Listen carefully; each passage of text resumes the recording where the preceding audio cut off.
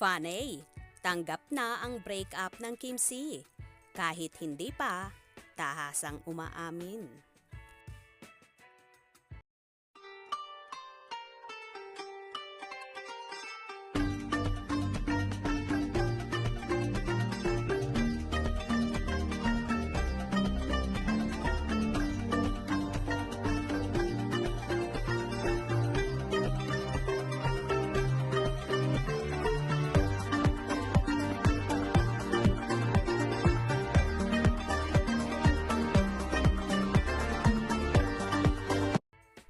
As of press time, ay hindi pa rin nagsasalita sina Kim Chiu at Sian Lim tungkol sa rumored breakup nila.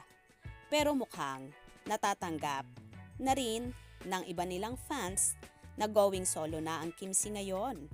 Base na rin sa kani-kanilang post. Sa latest video post ni Kim, kung saan ay makikitang solo siyang nakasakay sa kabayo. Positibo naman ang comment ng fans.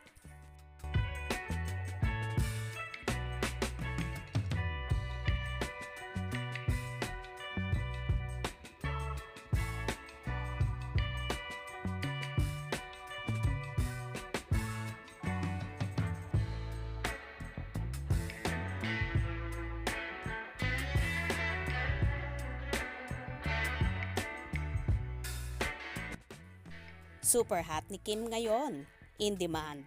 Her career can survive without any love team. Drama, say ng isang netizen. Tingin ko matagal na silang hiwalay in terms of spirit. I can sense it from how Sian in his vlogs. Triggered si Kimi doon sa sinabi ni Kyla na kung hindi ka na valued or respected, it's time to move away from the relationship. Nangyari na nga. 12 years. It's too long. In any language. Ride on Kimi into the wild blue yonder. Sabi naman ng isang fan. Yes, wala sa tagal ng relasyon yan. What's meant to be will be. Ang dami nang nangyayari sa local showbiz na matagal na pero naghiwalay. And ngayon, married na sa iba. Sagot naman ng isa pa.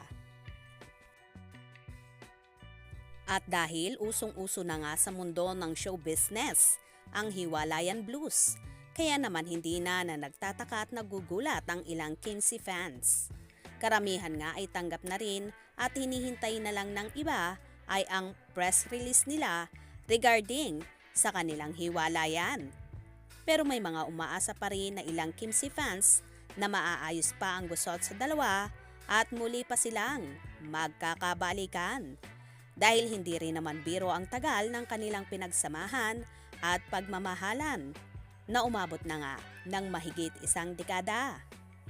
Well, abang-abang na lang tayo sa mga mangyayari at kung ito man ay negative ang kahihinatnan ng Kim C. Tanggapin na lang natin ito ng maluwag sa ating dibdib at ipagpasa Diyos na lang ang lahat dahil hindi naman natin mapipilit ang mga bagay-bagay na ayaw na nilang ituloy or panghawakan pa. Kaya naman tumutok at wag na wag pahuhuli sa mga maiinit na kaganapan. Anong inyong magiging reaction sa bidyong ito? Comment below.